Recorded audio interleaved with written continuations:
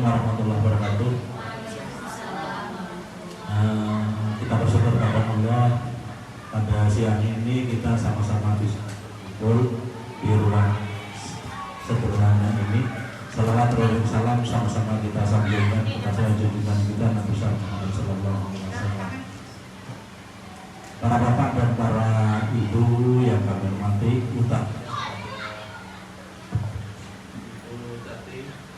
SPD, Tati Herawati, SPD yang salah satu anggota kita Buddha Seperti Satu Melambur sedang melaksanakan kegiatan pendidikan guru penggerak. Alhamdulillah kita sudah yang kedua yang pada siang ini akan melaksanakan diseminasi tentang budaya positif. Mari kita bersyukur dengan adanya dari anggota kita SMA Negeri 1. Mudah-mudahan dengan kehadiran salah satu anggota kita akan membawa dampak yang positif, utamanya untuk SMA Negeri 1 Melabu dan umumnya untuk Kabupaten Aceh Barat tentang budaya positif. Mari sama-sama kita ikuti pemaparan beliau. Lebih dan kurang minta maaf. Assalamualaikum warahmatullahi wabarakatuh.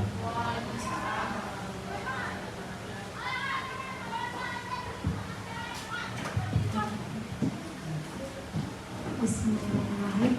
Assalamualaikum warahmatullahi wabarakatuh. Puji syukur kita panjatkan kehadiran Allah Subhanahu wa taala yang mana pada hari ini kita masih diberi kesehatan serta umur panjang sehingga kita semua masih bisa berkumpul di ruangan yang berbahagia ini.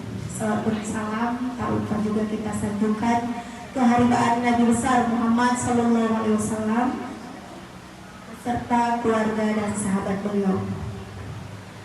Pertama-tama yang saya hormati Kepala Sekolah telah mewakili Pak Kem, Pak Kemiso, kemudian Bapak Ibu, rekan sejawat yang telah bersedia ya untuk menyukseskan diseminasi budaya positif tugas saya yaitu modul 1.4.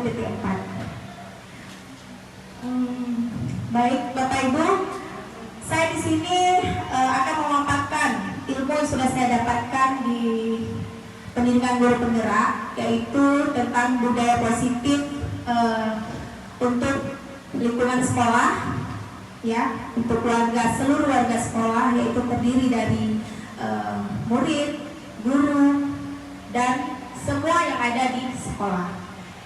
Silakan ya. Next. Baik. Nah, tujuan pendidikan. Menurut tujuan Ki Hajar Dewantara, tujuan pendidikan adalah menuntun segala kodrat yang ada pada anak-anak agar mereka dapat mencapai keselamatan dan kebahagiaan yang setinggi-tingginya baik sebagai manusia maupun sebagai anggota masyarakat. Nah, oleh sebab itu, pendidik itu hanya dapat menuntun tumbuh atau hidupnya kekuatan kodrat yang ada pada anak-anak agar dapat memperbaiki lakunya, bukan dasarnya. Hidup dan tumbuhnya kekuatan kodrat anak. Jadi berdasarkan filosofi Ki Hajar Dewantara yang sudah saya pelajari, kita seorang guru ini menuntun ya. Menuntun itu artinya apa Ibu? Membimbing ya. Tugas kita yaitu menuntun anak, bukan menuntut. Saya sendiri pribadi sebelum saya mengikuti CGP ini, saya lebih ke menuntut Bu. Menuntut anak itu tuntas tuntas KKM. Jadi anak harus nilainya 80 ya. Anak harus buat tuntas. Sementara dari filosofi Ki Hajar Dewantara ini, kita seorang guru hanya menuntun anak sesuai kodrat alam dan kodrat zaman. Jadi bagaimana kemauan anak tersebut? Membimbing. Nah, gitu. Selanjutnya, kemudian budaya positif. Budaya positif di sekolah yaitu nilai dan kebiasaan di sekolah yang berpihak pada murid agar mereka dapat berkembang menjadi pribadi yang kritis, penuh hormat dan bertanggung jawab sesuai dengan profil pelajar Pancasila. Nah, ketika kita akan menyebarkan budaya positif kepada anak-anak, tentunya kita sendiri harus melakukan budaya positif tersebut supaya menjadi contoh teladan untuk anak didik kita tentunya. Selanjutnya, baik. Nah, ada 7 konsep utama budaya positif. Nanti akan saya paparkan satu persatu. Yang pertama, perubahan paradigma belajar. Yang kedua, disiplin positif. Yang ketiga, kebutuhan dasar manusia. Yang keempat, motivasi perilaku manusia. Yang kelima, restitusi posisi kontrol guru. Yang keenam, keyakinan kelas. Yang ketujuh, segitiga restitusi. Oke, yang pertama, perubahan paradigma belajar. Apa itu perubahan paradigma belajar? Dalam membangun budaya positif, sekolah dapat menyediakan lingkungan yang positif, aman dan nyaman agar siswa mampu berpikir, bertindak dan menciptakan dengan merdeka, mandiri dan bertanggung jawab. Kemudian disiplin sangat berkaitan dengan kontrol guru terhadap siswa. Selanjutnya, nah, pembelajaran dengan paradigma baru merupakan pembelajaran yang dirancang yang berdasarkan prinsip pembelajaran berdiferensiasi. Artinya, pembelajaran yang sekarang itu berpusat pada murid, ya, sehingga para peserta didik belajar sesuai kebutuhannya berdasarkan tahap perkembangan sesuai teori psikologi modern untuk mewujudkan profil pelajar Pancasila. Nah, jadi seperti saya katakan tadi, tugas kita di sini hanya sebagai pengontrol, ya, pengontrol atau pembimbing peserta didik untuk dia tumbuh kembang sesuai bakat dan minat siswa tersebut. Gitu. Selanjutnya, yang kedua, disiplin positif. Apa makna dari disiplin? Yang Bapak Ibu ketahui, disiplin itu apa?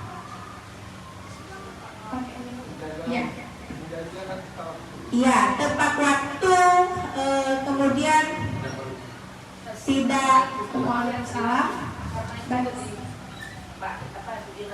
Ya, silakan Ibu. Ya, depan aja Ibu. Kosong. Nah, itu yang kita ketahui, disiplin itu artinya kita harus datang tepat waktu, tidak boleh terlambat, masuk kelas pada waktunya, ya. Kemudian lanjut.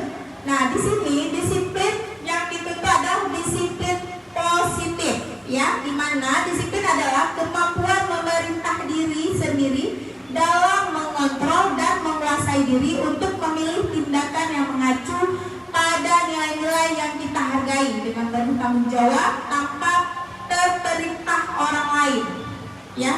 Artinya kita harus mulai dari diri sendiri. Begitu juga dengan siswa. Jangan anak tersebut takut terlambat sekolah karena akan dihukum oleh gurunya. Tapi yang harus kita terapkan kepada peserta didik kita, mereka dengan hatinya sendiri, saya nggak mau lambat, saya harus bangun cepat, gitu. Jangan karena takut sama hari ini mau ganti tiket, saya harus datang cepat. Nah, itu tugas kita untuk menumbuhkan disiplin positif dari dalam, ya. Kemudian nilai-nilai yang kita hargai adalah nilai kebajikan, sifat positif manusia yang merupakan tujuan mulia yang ingin dicapai setiap individu, yaitu nilai-nilai dalam profil pelajar Pancasila. Apa aja Bapak Ibu nilai profil pelajar Pancasila? Berkebinekaan. Kemudian apa? Berpikir kritis, bernalar kritis, apa lagi? Berkebinekaan global. Terus apa lagi? Ketuhanan yang Maha Esa, kreatif, ya, itu. Selanjutnya, nah, kebutuhan dasar manusia. Yang ketiga yaitu kebutuhan dasar manusia. Ada 5 kebutuhan dasar manusia. Yang pertama itu kebutuhan hidup, ya, kebutuhan hidup. Kemudian cinta atau kasih sayang. Kemudian penguasaan, kebebasan dan kesenangan. Itu adalah kebutuhan dasar manusia. Kemudian disiplin adalah kemampuan memerintah diri sendiri dalam mengontrol dan menguasai diri untuk memilih tindakan yang mengacu pada nilai-nilai yang kita hargai dengan penuh tanggung jawab tanpa terperintah orang lain. Nilai-nilai yang kita hargai adalah nilai kebajikan, yaitu sifat positif manusia yang merupakan tujuan mulia yang ingin dicapai setiap individu, yaitu nilai-nilai dalam profil pelajar Pancasila. Nah, ini ada salah satu kasus. Mari kita baca bersama. Ibu Susi, guru kelas 7 di SMP Negeri 1 Molabong, sedang bingung menghadapi ulah salah satu murid di kelas yang bernama Agus. Beberapa anak telah datang dan mengeluh Agus yang seringkali meminta bekal makan siang mereka dengan paksa.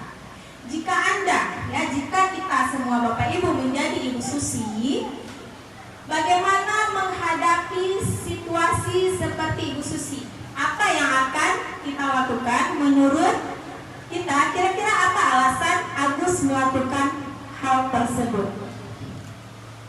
Apa? Silakan sebagai contoh dilanjut. Nah, jadi dalam konteks penerapan disiplin positif, Ibu Susi sebaiknya mencari tahu alasan Agus melakukan tindakan tersebut agar mengetahui kebutuhan mana yang sedang dipenuhi oleh Agus. Apakah kebutuhan bertahan hidup, apakah kasih sayang, ataukah kebebasan, kesenangan, atau penguasaan. Jadi yang bertahan hidup nomor 1, Agus lapar. Karena Agus tersebut lapar dan orang tuanya tidak membawakan bekal makan siang. Kemudian yang kedua, teman Agus jadi perhatian. Itu masuk kebutuhan kasih sayang. Yang ketiga, dia merasa hebat karena temannya menjadi takut dan menuruti keinginannya. Masuk ke penguasaan. Kemudian yang keempat, Agus merasa bosan dengan bekal yang dibawakan orang tuanya karena selalu bekal yang sama. Itu kebebasan, sehingga dia mengganggu bekal teman. Yang kelima, Agus hanya iseng dan dia menikmati ekspresi wajah temannya yang kesal. Itu masuk ke kebutuhan hidup, kesenangan. Selanjutnya, apa yang dilakukan Ibu Susi? Nah, kira-kira yang dilakukan Ibu Susi tidak nyaman atau menghindari hukuman, sehingga dia menghindari hukuman. Dia melakukan hal tersebut untuk menghindari hukuman. Itu merupakan motivasi eksternal. Nah, kemudian yang kedua, untuk mendapatkan imbalan dari orang lain atau institusi, apa yang akan saya dapatkan apabila saya melakukan? Ya, itu juga termasuk motivasi eksternal. Nah, yang internal, untuk menghargai diri sendiri, saya akan menjadi orang yang seperti apabila saya melakukannya. Nah, yang kita harapkan yaitu motivasi internal seperti yang saya sebutkan tadi. Karena kalau anak-anak tersebut sudah ada motivasi di dalam dirinya sendiri, jadi dia bisa mengontrol apa yang dia lakukan. Itu adalah tujuan dari disiplin positif gitu. Baik, ngantuk ya Bu Ainunnya. Oke, kita sedikit dulu yuk. Ayo berdiri ya, mohon berdiri ya Bapak Ibu. Ayo. Nah, kalau saya bilang tepuk pagi, tepuknya sekali. Ya. Kalau saya bilang tepuk siang, tepuknya 2 kali. Kalau tepuk malam itu tidak bertepuk karena malam sunyi, jadi nggak perlu berisik. Ya. Dan bisa dipahami, Bapak Ibu? Oke. Tepuk pagi, tepuk siang, tepuk siang, tepuk malam. Masya Allah, masih konsentrasi. Oke, kita lanjut. Tepuk pagi, tepuk siang, tepuk pagi, tepuk siang, tepuk malam. Oke, tepuk tangan dulu semua. Baik, terima kasih Bapak Ibu. Nah, sekarang kita melihat hukuman dan sanksi, ya. Hukuman dan sanksi atau konsekuensi. Kira-kira beda nggak hukuman dengan sanksi? Ya. Kalau pakai mikrofon Ibu. Ya.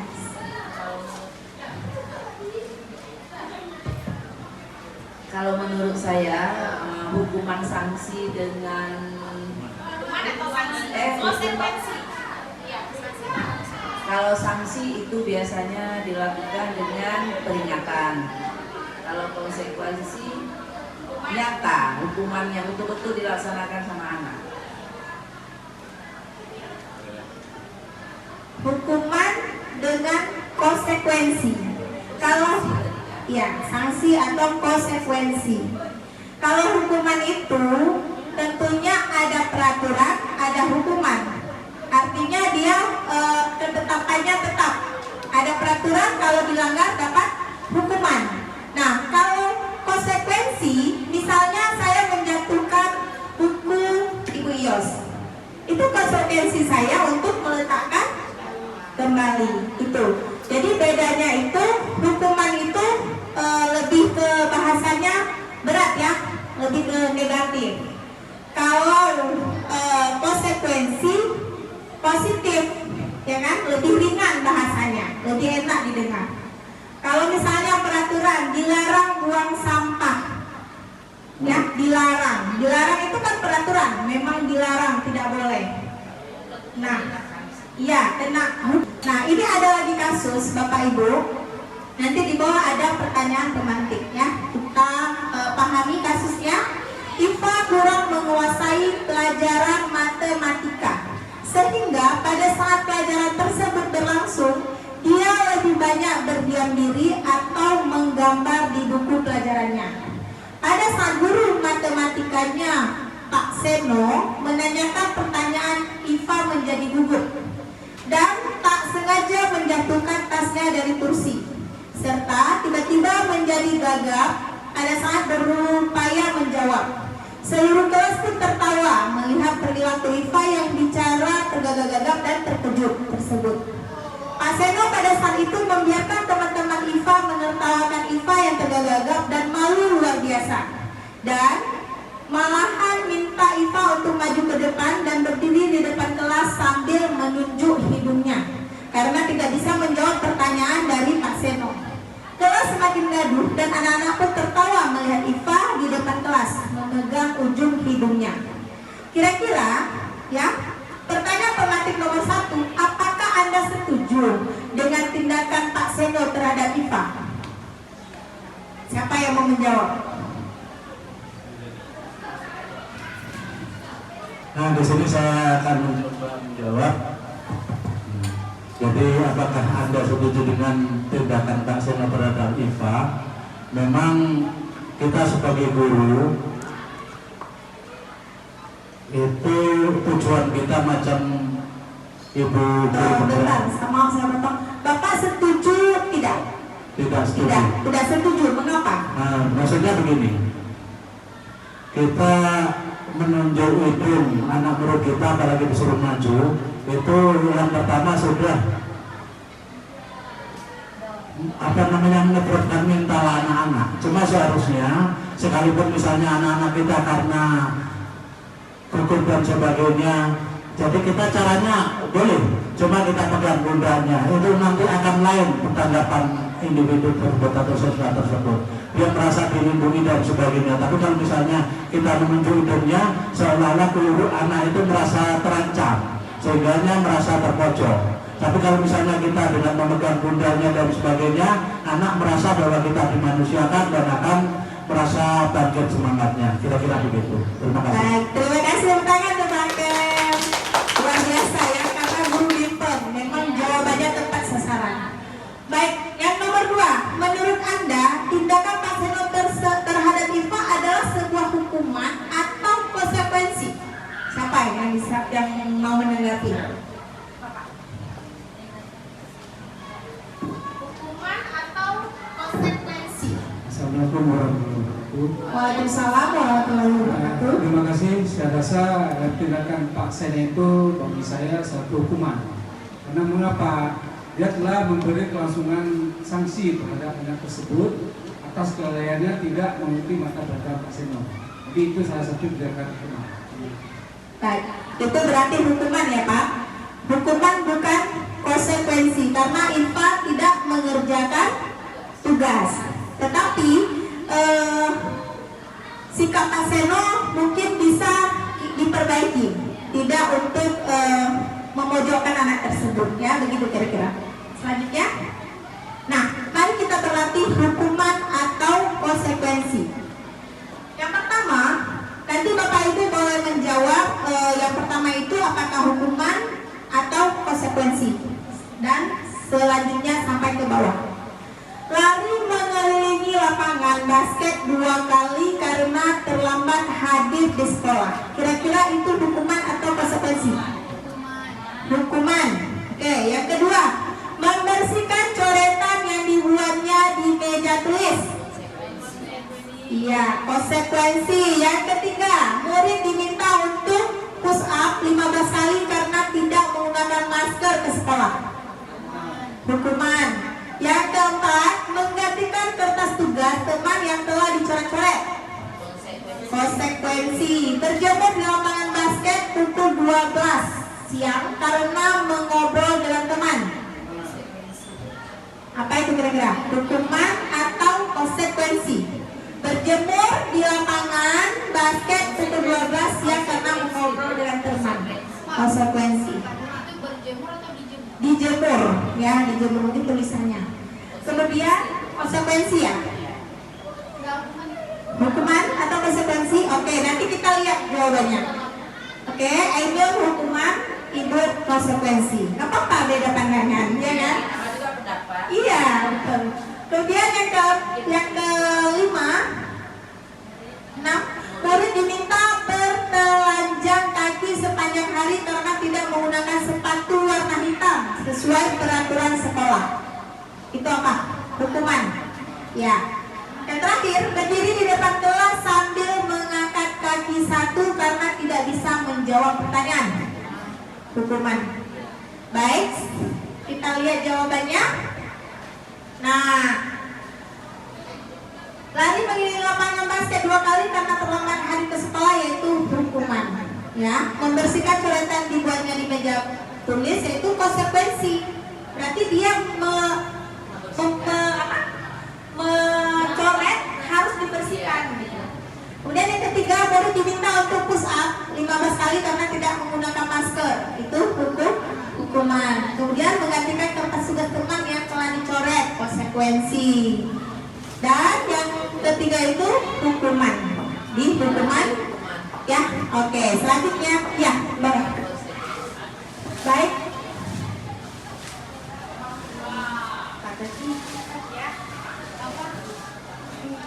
Konsekuensi dengan tanggung jawab itu sama? Konsekuensi gimana Bapak Ibu? Konsekuensi dengan tanggung jawab kira-kira sama tidak? Beda-beda tipis. Hampir ya, hampir sama. Karena Iya. konsepnya apa yang Iya. dilakukan harus Betul. Setelah ini sebenarnya masuk nilai kebajikan. Nah, kalau misalnya menggantikan kertas tugas teman yang telah dicoret-coret, konsekuensi nilai kebajikannya apa? Yaitu tanggung jawab. Nah, gitu. Jadi di dalam keyakinan kelas itu ada nilai kebajikannya, ada itu konsekuensinya, gitu. Berarti kalau konsekuensi masuk ke tanggung jawab. Kalau misalnya nomor berapa yang tidak pakai masker? Nah, murid diminta untuk push up 15 kali karena tidak menggunakan masker ke sekolah. Itu kan hukuman. Nilai kebajikannya apa? Kesehatan. Begitu kira-kira. Selanjutnya, baik. Yang kelima, restitusi atau posisi kontrol guru. Ya, posisi kontrol ini ada 5, yaitu guru sebagai penghukum. Kemudian membuat merasa bersalah, yaitu penghukum itu yaitu hukuman tadi, ya. Yang kedua, membuat merasa bersalah. Misalnya, kamu kenapa selalu tidak melakukan hal yang ibu suruh? Nanti ibu sedih loh, dimarahin sama kepala sekolah. Jadi anak tersebut dia merasa bersalah, ya, sehingga itu kurang baik ya. Kurang baik kita membuat anak merasa bersalah. Kemudian yang ketiga teman.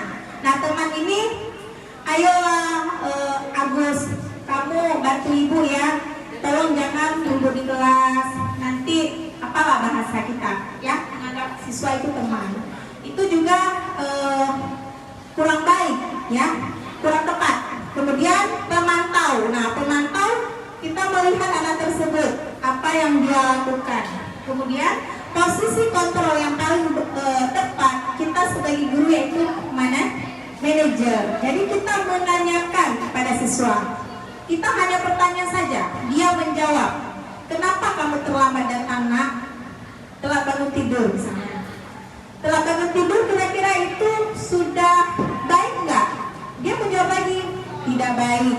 Kemudian kita hanya bertanya saja, ya bertanya saja sehingga anak tersebut muncullah motivasi dari dirinya sendiri, ingin berubah dari dirinya sendiri, bukan karena hukuman dari kita. Jadi posisi kontrol yang paling tepat untuk guru yaitu manajer. Tapi kadang-kadang kalau memang manajer itu tidak mempan, juga masuk ke itu tepung-tepung sekali-kali, nggak masalah. Yang penting anak didik kita masih bisa teratasi. Demikian. Baik, selanjutnya. Nah, posisi kontrol guru, pernyataan. Saya kecewa sekali dengan kamu. Ya, siapa yang mengatakan itu membuat orang merasa bersalah. Kemudian, kamu tidak pernah benar melakukannya. Oke? Selanjutnya, kamu tidak pernah benar melakukannya. Itu siapa yang berbicara? Penghukum. Kemudian yang ketiga, ayolah lakukan demi ibu atau bapak. Itu siapa yang lakukan? Berkata teman. Ya. Apakah kamu mau mendapatkan stiker bintang hari ini? Yaitu pemantau. Selanjutnya, bagaimana kamu bisa menyelesaikan masalah ini? Itu manajer, ya. Kamu selalu yang paling terakhir. Itu penghukum. Nah, jadi demikian Bapak Ibu posisi kontrol. Posisi kontrol paling baik bagi kita seorang guru adalah seorang manajer. Next Bota. Nah, kita biar lebih ini lagi pemahaman kita, mari kita baca lagi kasus satu, yaitu kasus Pak Alfi, ya. Pada hari Senin, Pak Alfi tidak masuk sekolah. Pak Alfi merupakan guru matematika. Saat itu Bu Rina menggantikan Pak Alfi. Bu Rina baru 1 tahun menjadi guru SMP. Beberapa murid perempuan Vivi dan Natali mengetahui hal ini dan mulai menggunakan kesempatan dan bersikap seenaknya. Karena dia tahu itu guru baru, ya. Kemudian tertawa dan tidak mengindahkan kehadiran Bu Rina. Bu Rina mencoba menyapa Vivi dan Natali dengan ramah sambil mengingatkan untuk tetap fokus pada tugasnya. Ayolah, tugasnya dikerjakan. Nanti ibu ditegur bapak kepala sekolah kalau kalian tidak mengerjakan tugas. Tolong bantu ibu ya. Namun Vivi dan Natali malah jadi tertawa. Ibu santai aja Bu. Mereka tetap tidak mengerjakan tugas dan malah mengobrol. Kira-kira yang ditunjukkan sama Ibu Rina itu posisi kontrol apa? Teman. Nah, sehingga Vivi dan Natali ini tidak ada rasa hormat, kurangnya rasa hormat, ya. Seharusnya Bu Rina harus lebih tegas karena beliau guru baru di situ, ya, bukan kejam tetapi lebih tegas. Selanjutnya, yang keenam, keyakinan kelas. Nah, keyakinan kelas adalah nilai-nilai kebajikan atau prinsip-prinsip universal yang disepakati bersama secara universal, lepas dari perbedaan agama, suku, negara, dan bahasa. Menurut Boston 1998, suatu keyakinan akan lebih memotivasi seorang diri dari dalam atau intrinsik. Seseorang akan lebih bersemangat untuk menjalankan keinginannya daripada hanya sekedar mengikuti peraturan. Nah, seperti saya bilang tadi, jika anak-anak udah ada dalam diri, berarti udah gampang, ya, udah gampang mengikuti mengikuti keyakinan yang ada pada dirinya sendiri, mengikuti peraturan karena memang sudah tertanam dalam dirinya gitu. Selanjutnya, nah peraturan selalu kembalikan buku ke tempatnya. Nilai kebajikan atau keyakinan kelas itu masuk ke tanggung jawab. Ini yang pertanyaan ditanyakan sama Ainun tadi ya. Selalu kembalikan buku ke tempatnya. Berarti keyakinan kelas atau nilai kebajikannya itu tanggung jawab. Dilarang mengganggu orang lain. Itu menghormati orang lain dan diri sendiri. Kemudian hadir di sekolah 15 menit sebelum pelajaran dimulai. Nilai kebajikannya menghormati orang lain, komitmen pada tujuan atau berkomitmen. Kemudian peraturan selanjutnya dilarang melakukan kekerasan. Nilai kebajikannya keselamatan, menghormati orang lain.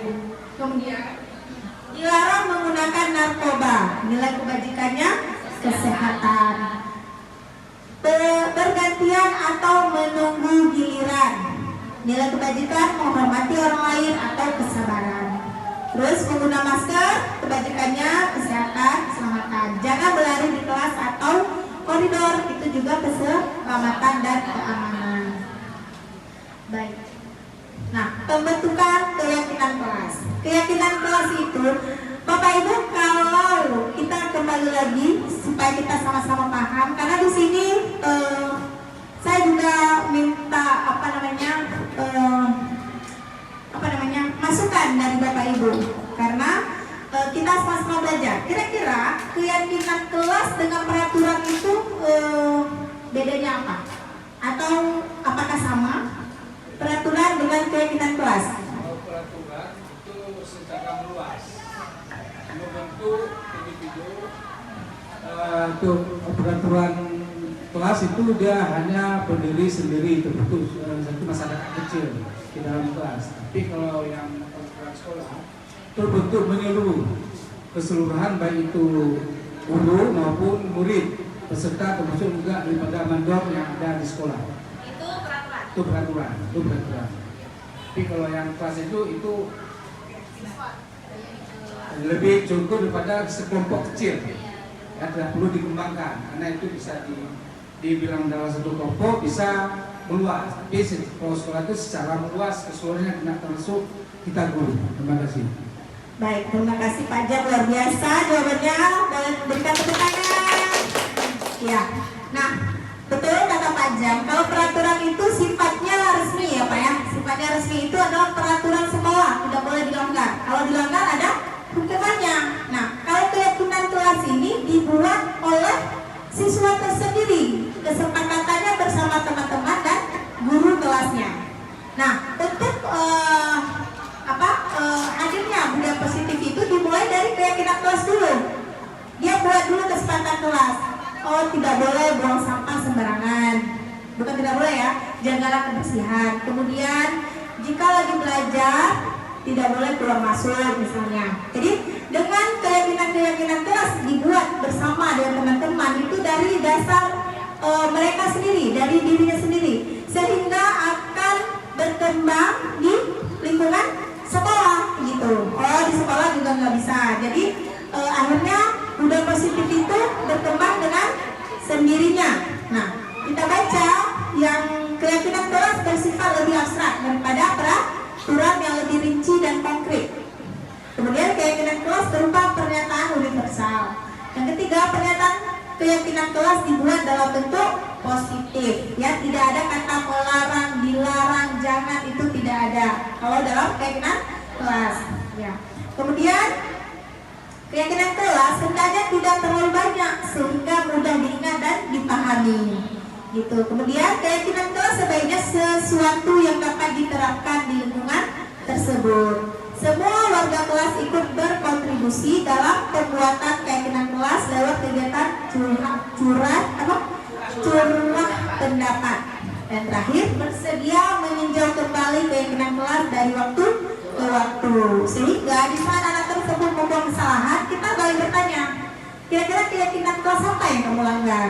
Nah, dia kembali mengingat, oh saya tidak boleh bolos misalnya, harus masuk kelas. Jadi itu makanya kita sebagai manajer dengan kita buat keyakinan kelas ini, nanti anak tersebut, oh ini yang nggak boleh seranggas. Ini tertanam motivasi dari dalam diri siswa tersebut. Gitu. Nah, ini dokumentasi sosialisasi keyakinan kelas yang telah saya buat di kelas 72 ya. Kira-kira seperti ini, saya membagikan post-it kepada anak-anak dan menanyakan kira-kira keyakinan kelas apa yang akan kita sepakati bersama. Kemudian anak tersebut juga menulis satu kalimat, misalnya tidak boleh ribut gitu ya, jangan ribut di kelas, sehingga nanti kita angkukan apa aja poin-poin yang akan kita sepakati bersama di kelas tersebut.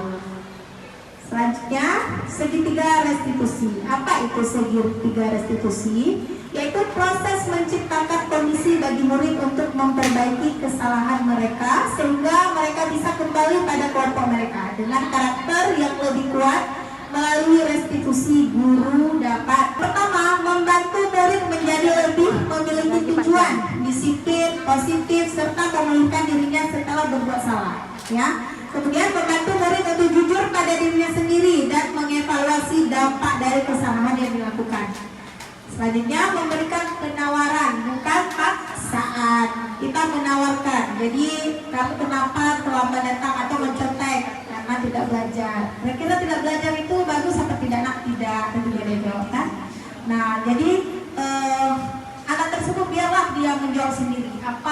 Mencari solusi sendiri. Kira-kira itu bagus apa enggak? Tentunya dia jawab kan. Kita hanya memberikan pertanyaan-pertanyaan saja. Dan kita juga tidak bisa memberikan kamu salah gini-gini, tidak bilang kamu tidak salah. Dulu ibu juga pernah melakukan kesalahan yang sama, sehingga kesalahan yang demikian tidak boleh kita ulang kembali seperti itu, ya. Baik, selanjutnya.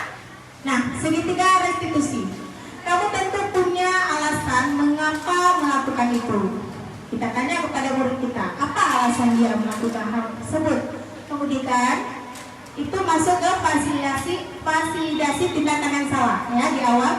Adakah cara yang lebih efektif untuk mendapatkan apa yang kamu butuhkan? Kemudian kalau menstabilkan identitas, setiap orang pasti pernah melakukan kesalahan ya. Kamu bukan satu-satunya yang pernah melakukan ini, ibu juga pernah gitu. Sehingga anak itu tidak merasa down gitu, karena kita menunjukkan oh ini bisa berubah. Ibu dulu juga pernah, sekarang ibu bisa jadi guru, berarti saya juga bisa gitu ya. Kemudian menanyakan keyakinan, nilai-nilai apa yang telah kita sepakati.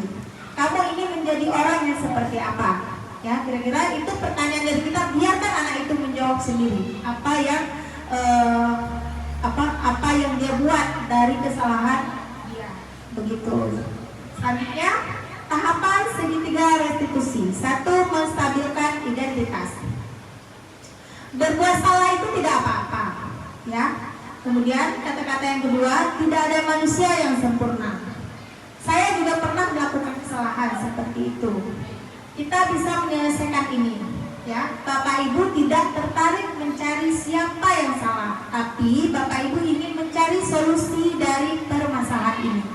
Kamu berhak merasa begitu. Nah, ini kira-kira pertanyaan yang akan kita tanyakan untuk menstabilkan identitas, ya, menstabilkan siswa tersebut di awal pembicaraan. Kata-kata ini mungkin bisa kita pakai atau ada lagi kata-kata yang banyak, ya. Kemudian selanjutnya tahapan validasi tindakan yang salah. Kamu pasti punya alasan mengapa melakukan hal itu, ya. Kemudian kamu patut bangga pada dirimu sendiri karena kamu telah melindungi sesuatu yang penting buatmu. Selanjutnya yang ketiga, menanyakan keyakinan. Apa yang kita percaya sebagai kelas? Apa yang kita percaya sebagai kelas atau keluarga? Ya. Kemudian sebagai kelas ini yang peraturan yang sudah kita buat tadi. Kemudian apa nilai-nilai umum yang kita telah sepakati? Ya, keyakinan kelas yang sudah disepakati di awal. Misalnya anak itu melanggarnya, kita menanyakan kira-kira apa nilai-nilai umum yang kita sepakati yang telah kamu langgar gitu. Apa bayangan kita tentang kelas yang ideal. Selanjutnya kamu mau jadi orang yang seperti apa? Itu untuk beberapa contoh untuk menanyakan keyakinan. Nah, ini adalah contoh penerapan segitiga restitusi yang sudah pernah saya buat, tapi masih ada kekurangannya, ya. Calon kepala sekolah. Amin. Sesuai kali kan? Apakah Isa tahu mengapa ibu panggil ke sini? Cocok. Tahu karena kemarin waktu ujian saya minta Bu. Coba kamu ceritakan awal di situ. Ya, waktu itu saya membawa catatan kecil memasuki ruangan dan keluar tugas. Oh begitu. Saya yakin tidak ada manusia di sini yang sempurna. Kamu sudah baik, mau mengakui kesalahan yang sudah kamu lakukan. Ya, saya minta maaf. Anak ini belajar. Karena pelajarannya begitu sulit. Jadi saya memutuskan untuk membawa catatan kecil memasuki ruangan. Tindakan itu benar apa salah? Salah Bu, saya minta maaf. Untuk kedepannya apa yang akan kamu lakukan semenjak berlangsung? Saya akan belajar lebih keras dan bertanya kepada guru matkul apabila belum mengetahui tentang pelajaran. Sebagai ibu guru pasti akan dengan senang hati membantu Isa dan teman-teman jika masih mengerti penjelasan kembali. Terima kasih Bu. Aisyah, kalau begitu masalahnya kan sudah selesai. Aisyah, kelas ya. Iya, terima kasih Bu. Assalamualaikum. Salam. Assalamualaikum warahmatullahi wabarakatuh. Perkenalkan, saya Siti Nur Aisyah dari kelas 81 SMP Negeri 1 Melambu. Saya telah berbicara dengan Ibu Titi Erawati. Maka saya menyesal dan berjanji tidak akan mengulangi lagi. Saya juga merasa lega dan tenang sekali. Terima kasih Bu Titi.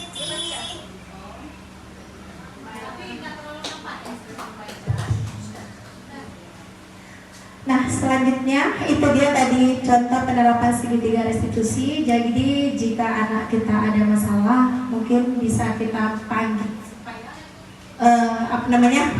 tumbuh motivasi dari diri anak tersebut untuk mengingat apa kesalahan yang dia buat. Lanjut deh. Nah, untuk menutup, dalam penerapan program disiplin positif, hendaknya guru memiliki standar kepribadian profesional dan sosial yang baik, di mana guru mampu merefleksi dirinya dalam posisi kontrol saat ini, bagaimana perjalanan dirinya sebagai abang, ya, sebagai manajer yang menuntun murid-muridnya menjadi insan yang mandiri, merdeka dan bertanggung jawab, ya. Jadi di sini kita sebagai seorang guru itu seperti saya bilang di awal sebagai penuntun, bukan penuntut. Demikian Bapak Ibu untuk pertemuan hari ini. Sebelum saya mengakhiri acara diseminasi ini, saya akan berpantun lagi. Bolehkah? Boleh. Jangan lupa bilang cakep ya. Cakep calon kepala sekolah. Masya Allah. Siang hari makan kuaci. Makan bareng Ibu Asih. Cukup sekian acara hari ini. Saya ucapkan terima kasih. Masya Allah. Terima kasih teman-teman. Saya akhiri. Assalamualaikum warahmatullahi wabarakatuh.